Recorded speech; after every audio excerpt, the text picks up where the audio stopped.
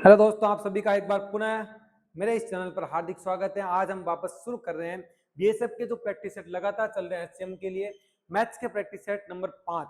अगर आपने इससे पहले कोई भी वीडियो नहीं देखा है, जाके जल्दी देख लीजिए। क्वेश्चन आपको डायरेक्ट यहाँ से देखने को मिलेंगे। अगर आप चैनल पर नए हो तो सबसे पहले चैनल को सब्सक्राइब कर लीजिएगा और बीएसएफ एचसीएम वालों तक ये वीडियो जरूर पहुंचा दीजिएगा, ताकि उनको अपने एग्जाम में जरूर हेल्प मिलेगी। तो आप सभी का एक बार पुनः स्वागत करता हूँ। क्वेश्चन से स्टार्ट करते हैं। क्वेश्चन नंबर 1 कि जब 8127 को 8 से विभाजित किया जाता है तो क्या रिमाइंडर बचेगा इन शेषफल। अगर मैं 8 से डिवाइड कर रहा हूँ, इसका मतलब ये हो गया कि 8 से डिवाइड करने का मतलब लास्ट के 3 डिजिट को चेक करना है। लास्ट के 3 डिजिट कितना है? 127।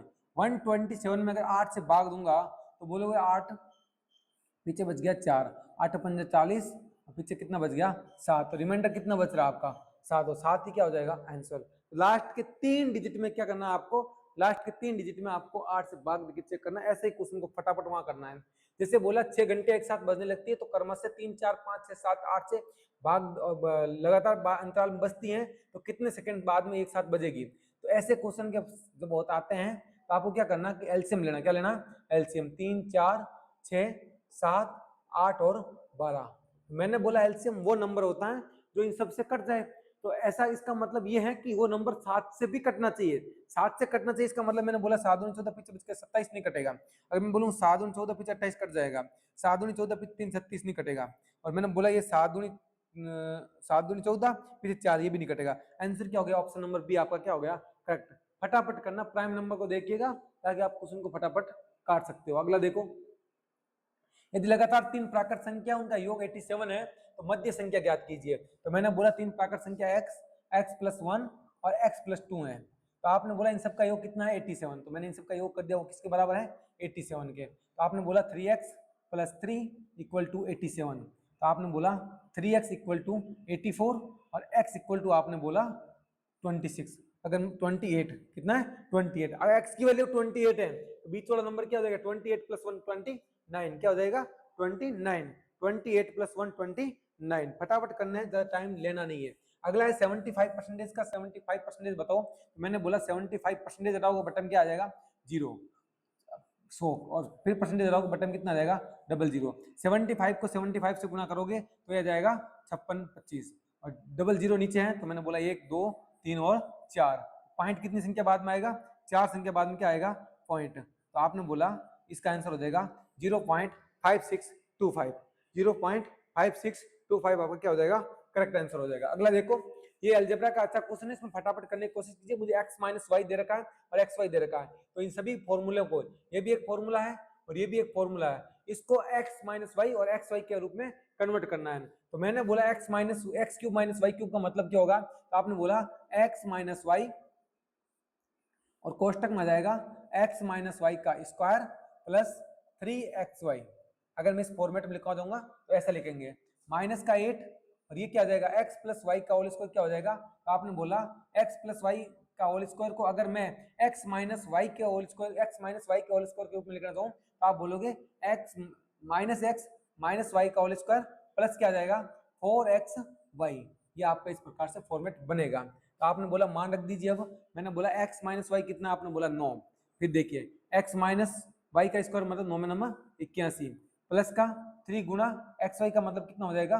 7 माइनस 8 और x - y का स्क्वायर कितना आ जाएगा? 81। कितना आ जाएगा? 81 प्लस 4 गुना 7। आपने इसको सोल्व करना है, ज्यादा टाइम नहीं लेना है। 9 गुना 81 प्लस 21 माइनस 8 और ये कितना जाएगा? 81 प्लस 28।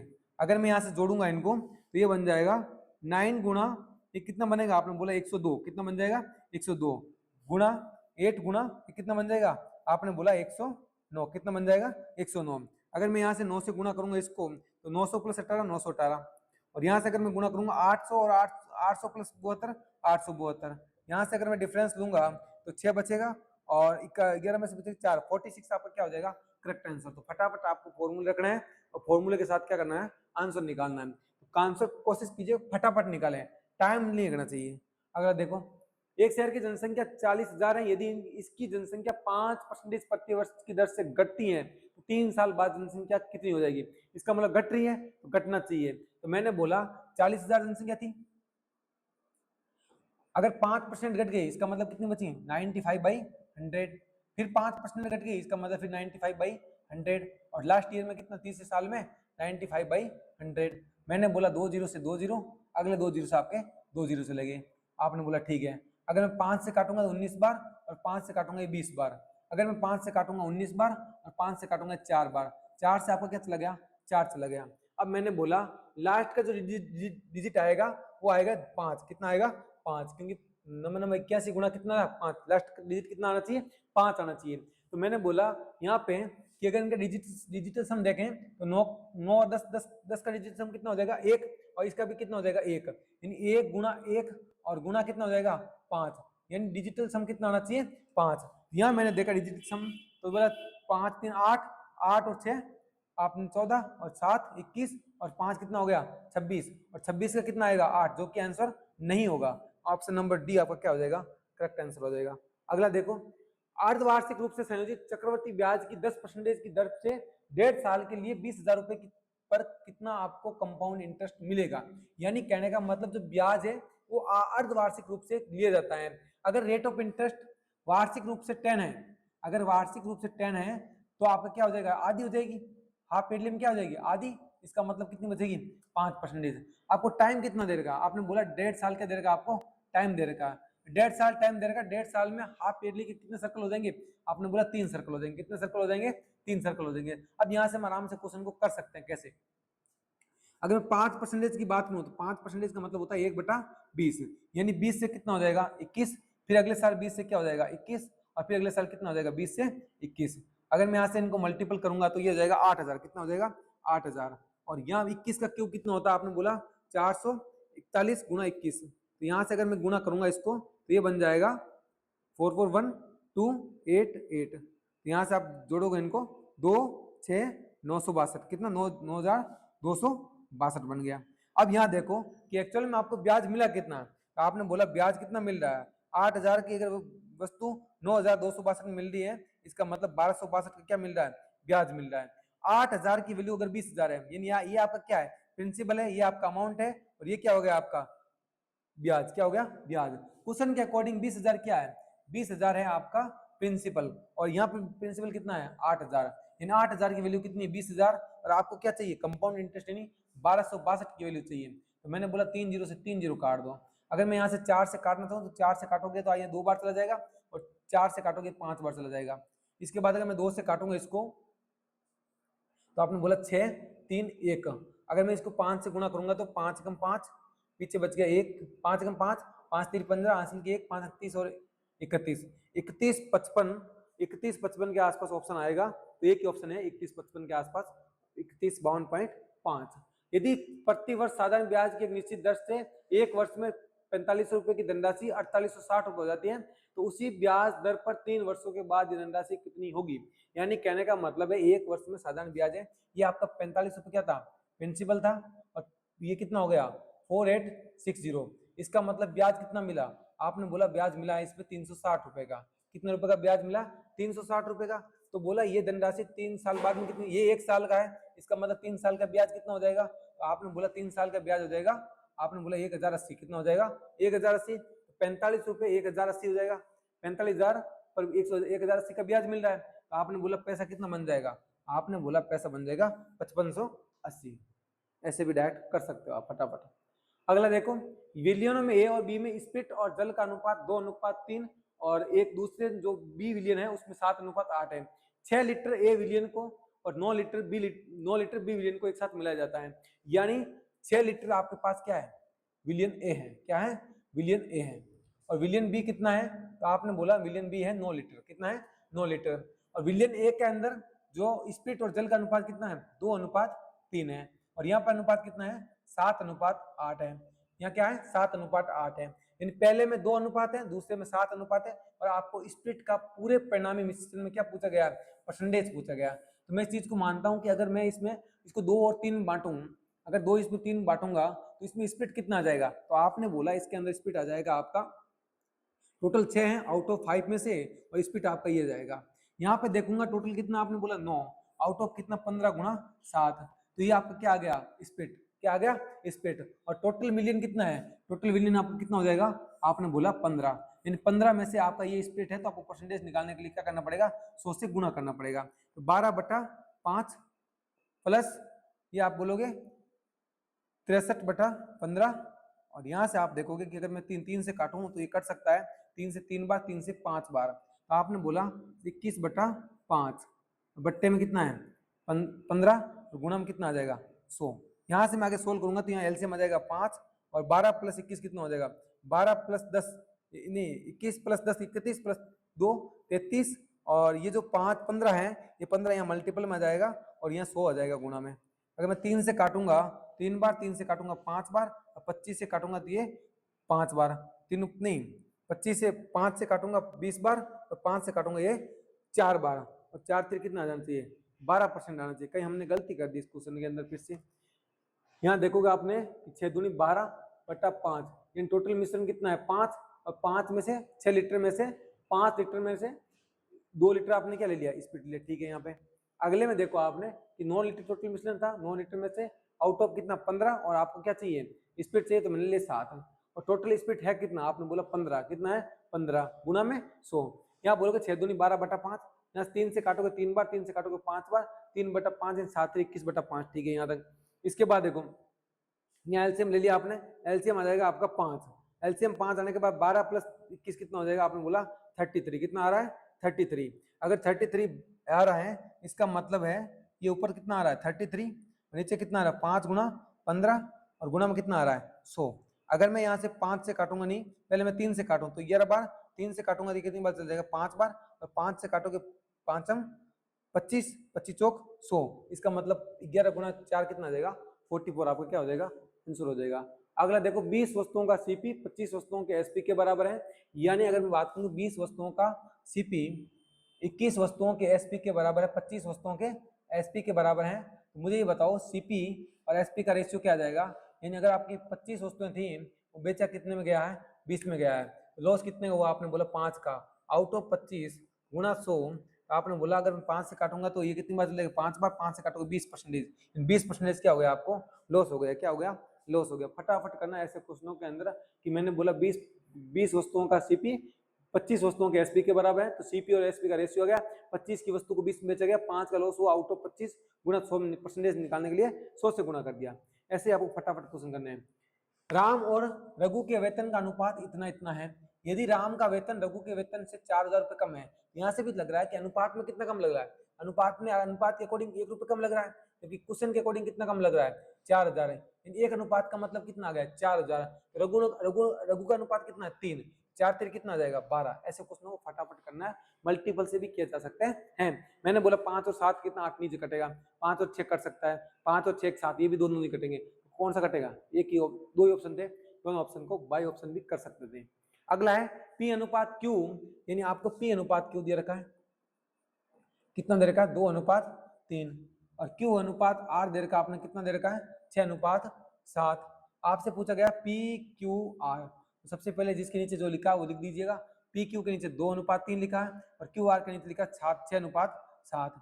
3 को आगे बढ़ाइए, 6 को इधर इधर लेके आइए, आपने बोला यहाँ से अगर 6 दूनी 12, 6 3 18 और 7 3 21, 3 से काटोगे तो ये कट जाएगा, 3 से काटोगे 4 बार, 3 से काटोगे 6 बार, 3 से काटोगे 7 बार, 4:6:7, 4:6:7। ऐसे क्वेश्चनों को फटाफट इसी प्रकार से किए जा सकते हैं, दूसरे कोई तरीका नहीं है। आप भी फटाफट क्वेश्चनों करो, आगे बढ़ो। अरुण और भास्कर किसी कार्य को 26 और 39 दिन में पूरा कर सकते हैं, यदि वे एक साथ कार्य करते हैं तो पूरा कार्य करने में कितना दिन लगेगा। यानी अरुण किसी कार्य को कितने दिन में कर रहा है 26 दिन में, और भास्कर उस कार्य को कितने दिन में कर रहा है 39 दिन में, दोनों मिलके। तो मैंने बोला सबसे पहले टोटल काम निकाल दो, टोटल काम क्या आएगा, या तो 39 गुणा 2 आएगा, तो मैंने बोला 40 गुणा 2 कितना हो रहा है, 40 गुणा 2 कितना होता है, आपने बोला 40 गुणा 2 80 होता है, तो ये बनेगा आपका 78। क्या 78 में 26 का भाग जाता है, तो आपने बोला 78 के अंदर 26 दूना 52, 52 + 26 कितना है 13, ठीक है। इन जो एलसीएम आएगा वो कितना आएगा, आपका एलसीएम आ जाएगा 78, कितना आएगा 78, और 78 का मतलब हो गया अगर 6 से काटोगे 3 बार, 3 बार जा रहा है, इससे कितनी बार जा रहा है 2 बार। अगर दोनों मिलकर कार्य करते हैं तो यानी कहने का मतलब है एक की एफिशिएंसी 3 और बी की एफिशिएंसी कितनी है 2, यानी कहने का मतलब है 78 वर्क है और एफिशिएंसी टोटल कितनी होगी 5, तो 5 कम 5, पीछे बच गया 2, 5 कम 25, ऊपर बच गया 3 और नीचे बच गया 15 सही, 3/5 क्या आ जाएगा आपका दिन। इतने दिनों में कार्य किया जा सकता है। ऐसे क्वेश्चनों को ऐसे ही फटाफट करना है। पाइथागोरस ट्रिपलेट कौन है जिसमें सबसे छोटी संख्या कितनी है 9। अगर किसी पाइथागोरस ट्रिपलेट में सबसे छोटी संख्या 9 है तो उसका आंसर हो जाएगा 9, 40, 41। क्या हो जाएगा 9, 40, 41। इनका इसका वर्ग और इसके वर्ग, इन दोनों वर्गों का योग इसके वर्ग के बराबर होगा। जैसे मैंने बोला 3, 4, 5, ये भी क्या है, आपने बोला ट्रिपलेट, ये भी क्या है ट्रिपलेट। अगर मैं 6, 8, 10 बोलूं ये भी क्या है, आप बोलोगे ट्रिपलेट, ये क्या है ट्रिपलेट। 5, 12, 13 बोलूं ये भी क्या है ट्रिपलेट। 9, 40, 41 ये भी क्या है, 9, 40, 41 ये भी क्या है ट्रिपलेट है। तो ऐसे कई ट्रिपलेट हैं जो कि आपको याद भी रखना है। जैसे 7, 24, 25 हो गया, 7, 24, 25 ये भी क्या है एक ट्रिपलेट है। ट्रिपलेट का यूज हर जगह होता है। तो मैंने बोला सबसे छोटी संख्या अगर 9 है तो बाकी 40 और 41 हो जाएगी। यही है कि आपका पाइथागोरस ट्रिपलेट है। अगला देखा, दो नल एक टंकी को ए और बी है और क्रम से 20 मिनट और 30 मिनट में पूरा भर सकते हैं। यदि दोनों नल एक साथ खोल दिए जाए तो टंकी भरने में पूरा कितना समय लगेगा। यानी एक नल ए है और एक नल बी है। ए इसको 20 मिनट में भर रहा है, बी इसको 30 मिनट में भर रहा है। तो मैंने बोला इनका एलसीएम टोटल टंकी कितने की है, तो मैंने बोला 60 की। कितनी है 60 की। तो यहाँ एफिशिएंसी जाएगी 3, यहाँ आ जाएगी 2। यानी कहने का मतलब है 60 की टंकी एक मिनट में 3 भर रहा है, ये कितना भर रहा है 2। तो 60 मिनट की टंकी को 1 मिनट में टोटल 5 भर रहे हैं। 5 से काटोगे कितनी बार, 12, 5, 60, यानी 12 मिनट में टंकी को भरा जा सकता है। अगला देखो, एक कार ए से बी शहर तक 84 किलोमीटर प्रति घंटे की गति से जाती है और बी से वापस ए आती है। यानी सेम डिस्टेंस को ट्रेवल किया जा रहा है, अलग अलग स्पीड से किया जा रहा है। तो आपसे एवरेज स्पीड पूछ जाएगी। अगर एवरेज स्पीड पूछ जाएगी तो एवरेज स्पीड का जो फॉर्मूला होता है सेम डिस्टेंस के लिए होता है 2 गुना S1 गुना S1 S2 upon S1 plus S2। तो आपने बोला पहली स्पीड कौन कितनी है, आपने बोला 84 और दूसरी स्पीड कितनी है 56। 84 और 64 को मैं जोड़ूंगा 130 प्लस 10 140, कितना आ रहा है 40। तो यहाँ बोलोगे 14 से काटोगे 10 बार और 14 से काटोगे 4 बार। यहाँ से अगर 10 कुछ दिखाई दे रहा, क्वांटम कुछ दिखाई देगा, जरूर दिखाई देगा। तो मैंने बोला 4 चौक 16, 16 और 16 को 2 से गुणा करूंगा, लास्ट में डिजिट कितना आएगा 2। कितना आना चाहिए 2, लास्ट डिजिट कितना आना चाहिए 2। 2 आपका क्या हो गया आंसर हो गया 67.2 आपका आंसर हो गया। 7 लड़कियां बोलो या 5 महिलाएं बोलो, उनको 7 महिलाएं काम करें तो उनको 1400 मिल रहा है, या 5 महिलाएं काम करें तो उनको 1400 मिल रहे हैं। यानी 7 लड़कियां, अगर 7 लड़कियां काम करें तो उनको 1400 रुपये मिलता है। आप बताओ मुझे एक लड़की को कितना पैसा मिल रहा है, आपने बोला 200 रुपये। कितना रुपये मिल रहा है 200 रुपये पर डे के हिसाब से। अगर मैं 5 वुमेन की बात करूं तो उनको कितना मिलता है 1400 रुपये। तो एक वुमेन को कितना मिलता होगा, आपने बोला 5, 10, 8, 40, 280 रुपये। कितना मिल रहा है 280 रुपये। तो बोला 7 महिलाएं और 5 लड़कियों को प्रतिदिन, यानी ये एक लड़की के लिए है और ये भी एक महिला के लिए। तो यहाँ बोला गया 7 महिला, एक महिला का कितना है, आपने बोला 80, 280। तो 7 महिला को हो गया 7 गुना 280। अगर 11 लड़कियों की बात करें 11 गुना 200, कितना हो जाएगा 11 गुना 200। तो यह आ जाएगा आपका 7, 7 तो 8 56, 5, 7 दूनी 14, 5 19, 1960। ये हो जाएगा आपका 2200 रुपये। कितना हो जाएगा 2200 रुपये। यहाँ अगर मैं जोड़ने बैठूं 0 और ये हो जाएगा 6 और 1 और ये हो जाएगा आपका 4, 4160 रुपये क्या हो जाएगा आपका करेक्ट आंसर हो जाएगा। तो ऐसे क्वेश्चनों के अंदर इस प्रकार से अपनों को अप्रोच लगानी है। पहले एक लड़की को एक दिन का कितना रुपए मिल रहा है, एक महिला को कितना मिल रहा है एक दिन का, और वहां से आप अपनी अपनी देख लीजिए, गुना कर लीजिए। निखिल अपने भाई रोहन से 8 वर्ष छोटा है और रोहन की आयु निखिल से 2 गुनी है। यानी रोहन की आयु है वो निखिल से क्या है 2 गुनी, इन 2 अनुपात 1 है। और बोला निखिल अपने भाई रोहन से कितना है 8 वर्ष छोटा है। यहाँ रेशियो से देखो कि कितना रेशियो छोटा है, आपने बोला 1 रेशियो छोटा है और क्वेश्चन के अकॉर्डिंग कितना है 8 वर्ष। कितना है 8 वर्ष है। तो आपसे रोहन की आयु पूछ गए, रोहन की आयु एक्चुअल कितनी है 2 अनुपात, यहाँ कितना देगा 1 अनुपात का मतलब 8, 2 का मतलब कितना हो जाएगा 16। कितना हो जाएगा 16। कहानी खत्म। आगे देखो, किसी बेलन का पार्श्वपृष्ठीय क्षेत्रफल, पार्श्वपृष्ठीय क्षेत्रफल जिसको तुम छू सकते हैं, चारों तरफ से छू सकते हैं, पार्श्वपृष्ठीय क्षेत्रफल हो गया। तो पार्श्वपृष्ठीय क्षेत्रफल क्या हो जाएगा, आधार की परिधि। भाई वक्रपृष्ठीय और पार्श्वपृष्ठीय एक ही होता है। अगर मैं बोलूं पार्श्वपृष्ठीय क्या हो जाएगा, तो आपने बोला 2 पाई r, इन जो नीचे का हो गया। और वक्रपृष्ठीय का मतलब संपूर्ण, संपूर्ण कुष्ठपृष्ठीय एक ही होता है, संपूर्ण पृष्ठीय बोलो या पार्श्वपृष्ठीय बोलो। और ऊंचाई कितनी हो जाएगी h, यानी आधार की परिधि 2 पाई r और ऊंचाई क्या हो जाएगी h। ये हो जाएगा आपका वक्रपृष्ठीय क्षेत्रफल बोलो या पार्श्वपृष्ठीय बोलो। अगर आपको पूछे कि कुल पृष्ठीय क्षेत्रफल, तो वो हो जाएगा आपका बेलन का 2 पाई r और r प्लस h। ये क्या है आपका 2πr और r प्लस h क्या हो जाएगा, कुल पृष्ठीय क्षेत्रफल। तो इस प्रकार से हम फटाफट क्वेश्चन को कर सकते हैं। तो इस प्रकार से हमने एक प्रैक्टिस सेट था मैथ का, हमने इसको पूरा कर लिया। लास्ट क्वेश्चन ये बचा है, एक वर्गाकार मैदान का क्षेत्रफल 1490 है, तो मैदान का परिमाप ज्ञात कीजिएगा। तो मैंने बोला वर्ग का परिमाप क्षेत्रफल कितना होता है, आपने बोला भुजा स्क्वायर। एक्चुअली में देख कितना रखा है, 4489, कितना दे रखा है 4489। यहाँ से आप भुजा प्राप्त कर सकते हो। मैंने बोला ये किसका वर्ग हो सकता है, तो आपने बोला अगर मैं 70 का लूंगा, 60 का लूंगा तो बनेगा 3600, कितना बनेगा 3600, और 70 का लूंगा 4900। इसका मतलब 60 और 70 के बीच में ये वर्ग है, किसी न किसी नंबर का 60 और 70 के बीच में।